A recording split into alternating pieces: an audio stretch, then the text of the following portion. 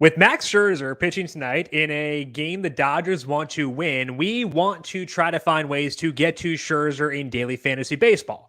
The problem is that Scherzer's salary is $11,500. Now, that's not going to scare me off because I love Max Scherzer, but it is a massive consideration. You are building out a different roster if you have a pitcher at 11.5 versus one down to $9,000. So, our job for today is to try to find ways to make Scherzer's salary more affordable, namely by trying to identify low salaried hitters with a path to upside. So that is our edict for today. Try to find out those guys so we can allow ourselves to have some fun and bask in Max Scherzer's glory. Welcome on into the solo shot. That's right here on the FanDuel Podcast Network and numberFire.com.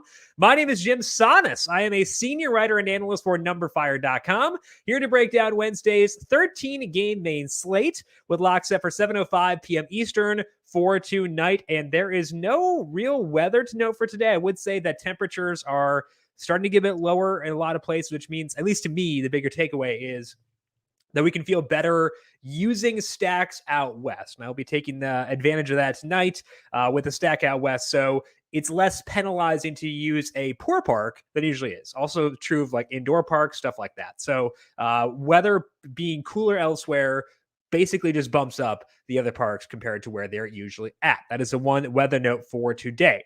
Other note from a scheduling perspective for today is that our MLB Q&A is at 4 instead of 4:30 today because there is no NFL stream. So if you want to chat about tonight's MLB DFS slate, make sure you swing by at 4 p.m. to 4:30 on the FanDuel YouTube, Twitch, Facebook, and Twitter pages. We'll be there breaking down the main slate and taking your questions live on air back to 4:30 for Thursday and Friday following the NFL streams on those days. Hey, soccer fans, this season, FanDuel and Captain Morgan are teaming up to give you a one-of-a-kind soccer contest. Introducing Captain Morgan Soccer Pick'em, a weekly fantasy contest that is entirely free to play. The contest is simple. All you got to do is make quick predictions for Saturday games this soccer season. You'll earn points for each correct pick and compete for a chance to win up to $3,000 in prizes every single week. Head over to FanDuel and to the Captain Morgan Soccer Pick'em today. Must be 21 plus to participate. For more details, visit FanDuel.com or download the FanDuel Fantasy app. Eligibility restrictions apply. And don't forget to make your game day more delicious and sub in the captain. Pitching preview for this Wednesday main slate. As mentioned, Max Scherzer is the highest salary guy in FanDuel, checking in at $11,500. Garrett Cole is $11,000. Carlos Rodon is $10,300. Frankie Montas is $9,900. Jose Barrios is $97,000, facing off with Garrett Cole. Aaron Nola is $92,000, facing Max Fried at $9,000. So we have Nathan Eovaldi, Sonny Gray, Luis Garcia, Meryl Kelly, Zach Plesac, and Adrian Hounds are the others at $8,000 or higher. Now, again, it's really tough for me to put anybody above Max Scherzer for today. And it is a lot, 11.5, but he kind of checks every box. The big thing is motivation this time of year. We don't know how long pitches will go in games with a lack of motivation. That is no concern for Scherzer. So the motivation is high. Dodgers trying to win the NL West, and he's a disgusting pitcher. Scherzer has made 10 starts with the Dodgers. He's been throwing more changeups and curveballs in that time, and clearly it is working because with the Dodgers, he has a 2.53 skill interactive ERA with a 36% strikeout rate and a 3% walk rate. Scherzer was very good with the Nationals. He's been much better with the Dodgers this year. He's also letting up hard contact just 29% of the time. That has all led to a 1.43 ERA, even with a bit of a rougher outing at Coors Field last week. He's had a lot of strikeouts here. Scherzer had 13 against the Cardinals, and we want all that. Now, the matchup is not the best from a DFS perspective because the Padres are a low strikeout team. We want to seek out teams that strike out because we need those strikeouts for DFS. But the Padres, when they face Scherzer, have not been a low strikeout team. He has faced them twice since he joined the Dodgers. He has 19 strikeouts in 15 and 2/3 innings. He's allowed just 3 hits and no earned runs. They have faced him twice in the past 5 weeks, so there is some familiarity here, but I don't really know if I care. I feel like it just doesn't matter. So I feel like Max Scherzer is too good to pass up. I'll put Scherzer at the top of my list and not look back, and I will mold my stacks, mold the players I use within those stacks around trying to get to Scherzer's salary of $11,500 for tonight. That's not to say that Scherzer's the only guy you consider. I do think that Frankie Montas is in play. I The A's are still fighting for a playoff spot too. They're technically not eliminated. Their elimination number is 2 to get one of the wild card spots. So they should give Frankie Montas a full leash tonight. So I do like him in this spot. Montas has shown over a long sample that he's worth his salary of $9,900. He's been throwing a bunch of splitters now for 18 starts, which is basically half the year. So a large sample here, and he's had very good numbers. His skill interactive ERA is 3.69. He has a 29% strikeout rate with just a 32% hard hit rate allowed. It's not a perfect profile because Montas has issued too many walks, and that does lower the ability to go super deep in games. He's letting in more hard contact or more fly balls than you like, but the other numbers have made up for it. His ERA is 2.92 in this time, and again, it's a pretty long sample of 18 starts. We've seen Montas go 7 innings in 2 straight starts, and in 5 of his past 7, the length is there. He's facing the Mariners. The Mariners also are fighting for a playoff spot, so definitely not an easy matchup, but they will strike out. The Mariners have a 25% strikeout rate against righties, which gives Montas upside. I can't put him above Scherzer. I can't justify that given how well Scherzer's pitching, Scherzer's at home, et cetera, but I can put him in my player pool with a decent amount of confidence, given how well he's pitched, given the matchup being good, given the motivation. I think that all does line up to make Montas a solid consideration behind Scherzer for tonight. As far as our value play, it is tough to go back to Nathan Eovaldi after last week. He scored negative 13 FanDuel points. He had no strikeouts. He let up 7 earned runs. It was really bad, and we're definitely not going to feel good about doing this. And there are reasons for concern, like letting up you're scoring negative 13 FanDuel points. That alone is pretty concerning, but I do think that among the value plays, he is the top option at $8,800. Maybe that's just extra incentive for you to spend up if you want to avoid Eovaldi, but let's talk about either way. He's facing the Orioles tonight. That's not a bad offense, but they're not the Yankees. That's a good thing. They have a 91 WRC plus against righties. And the biggest thing that the Orioles do in terms of boosting Eovaldi is that they do increase strikeouts. They have a 25% strikeout rate, which is the 3rd highest mark on the slate. Eovaldi faced them 2 starts ago. He did let up 3 runs in 5 innings. So again, there are concerns here, but he also had 8 strikeouts. His swing and strike rate there was 20.5%, the highest it has been in 11 starts since his curveball velocity started to decline. In those 11 starts, Eovaldi does have a 4.62 ERA, and he's had blow-up outings. So the results are not great. But he's also 3 games with 7+ innings pitched and 7 games with at least 7 strikeouts. So he has upside, even if the floor is, again, negative 13 points. So I don't blame you. You don't want to use him tonight. Totally fine. I can't blame you for a second. You definitely don't have to. You can just go with guys like Scherzer, Montas, Garrett Cole, et cetera.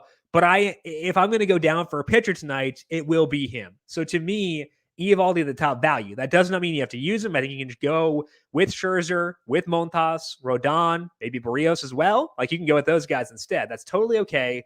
But if you're forcing me to pick a value, Nathan Eovaldi would be that guy for me. Let's move now to stacks. And in stacks, we have to try to find ways to make Scherzer's salary more affordable.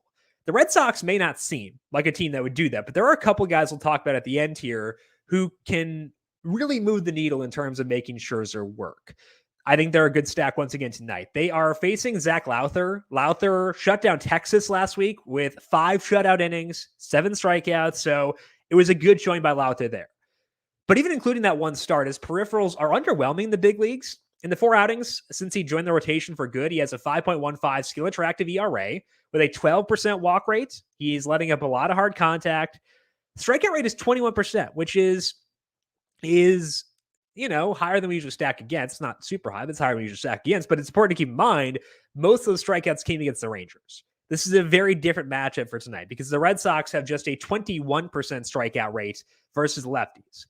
I think they will get to him here, which puts the Red Sox at the top of our list in terms of stacking for today. Obviously, the preferred value option here on this team is going to be Bobby Dahlbeck. He is $3,000. We can make with that work with Scherzer, but also I think the question is whether we can justify Jose Iglesias at $2,300, and I think we can if we need to. His ISO against lefties is 154. That's okay. It's acceptable, but not great.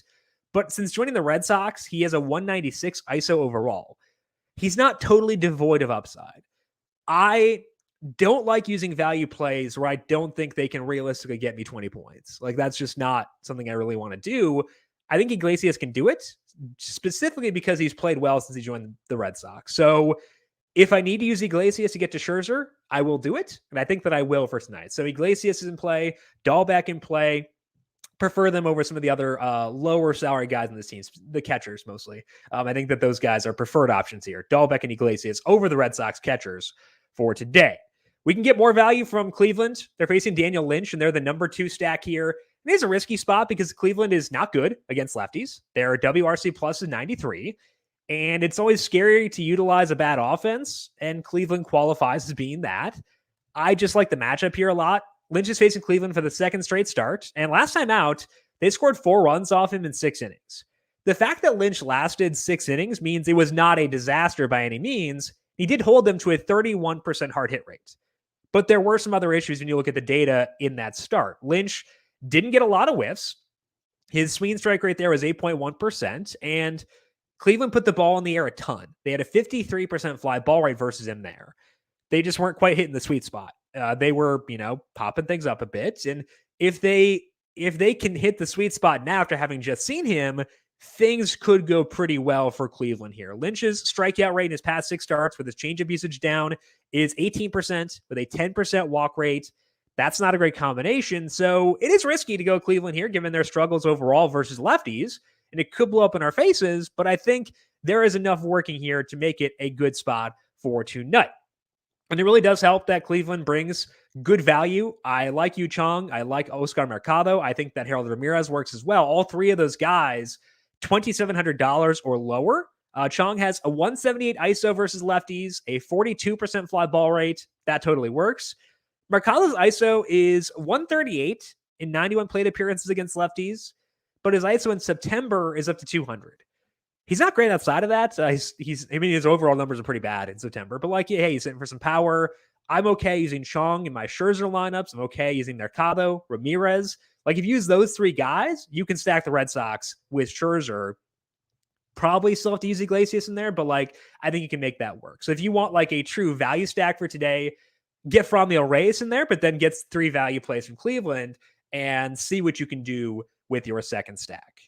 I'm going to put the Giants 3rd on my list. They do get a big downgrade with no Brandon Belt because he's a great hitter, and it's a rough bat to lose, but they have a deep lineup. They've got dudes in the bench who would be starting for a lot of teams, and I think that means, although it's a downgrade, it doesn't mean they're out of consideration. So I do still think they're worthy of a stack today, facing Meryl Kelly. Kelly has made 2 starts since he came off the IL. He had 7 strikeouts in one of those starts, so that was good. But he's also let up 10 total earned runs across the 2 starts, and you can see why when you look at the peripherals. If you look before the injury, Kelly has been leaning more on his changeup again over his past 7 starts. His skill interactive ERA is 4.70. That is not terrible, but that's mostly because his walk rate is low. His strikeout rate is 18%, which means he's letting up a lot of balls in play, and 42% of those balls in play have been fly balls. That's a dangerous combination against a team with this much power, even when we account for the fact that there's no Belt in this lineup. I don't tend to stack the Giants much when they're at home because it's a wretched park, but again, it's cooler elsewhere. So that means that the relative disadvantage of stacking in San Francisco is lower than it usually is. So I think we can feel good about the Giants in this spot and stack them for tonight. The only issue is that the Giants were just at Coors, so a lot of their salaries are super high right now. They've got a bunch of dudes in the mid-range, though, at least. Lamont Wade, we got Mike Yastrzemski, Tommy LaStella, Evan Longoria, all $3,300 or $3,200. LaStella's banged up, might not play, so that could lead to Wilmer Flores playing, and I would use Flores if he were to play, but I think this is a team where we'll have to kind of hawk some value, like if we get Dickerson in there, if we get Flores in there, feel okay about those guys, but otherwise, live in the mid-range here. Use a lower salaried stack like Cleveland with them to make it work with Scherzer for today. Let's go now to things to watch, and we'll just focus here on other spots we can go to try to get some value for one-offs and maybe mini stacks for tonight. One of those spots is the Rangers. They're facing Jansen Junk, and we've targeted Junk plenty since he came up. His ERA 3.75, but his expected ERA at Baseball Savant is 7.21.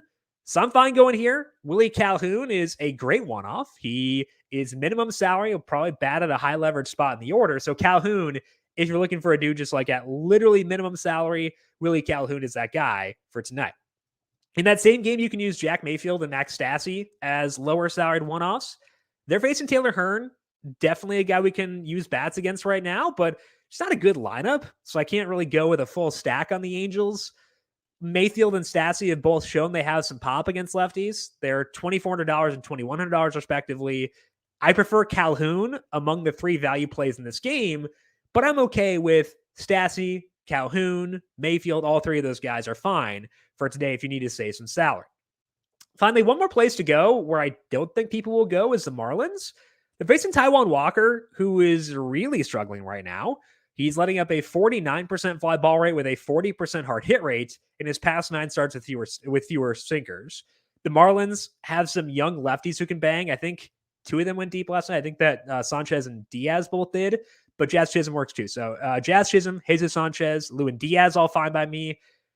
It might be a bit too much to go with a full stack of Miami or a 3-player stack of Miami, but like I'd at least give it some consideration. You know, Chisholm's 33, Sanchez 3,000. And then we have Diaz down at $2,300. So from a true value perspective, I think Diaz is probably the top guy there. Brinson's $2,300 as well. So don't mind the Marlins. Maybe not for a full stack, but definitely for some one-offs for today. Let's finish up with the dinger calls for tonight. And for me, I do want to go back to Boston. They are facing Lowther. Lowther probably projects to be a guy who let up a lot of home runs. So it's a lefty, which means we got to go Hunter Renfroe as the boring home run call for today. Hunter Renfroe, the boring home run call on the Red Sox. As far as the fun one, I do want to go back to Cleveland facing Daniel Lynch. Again, a guy who let up a lot of hard contact recently. So let's go with Yu Chong. Chong probably going to hit 6th or 7th or so for tonight, but he's shown some good pop.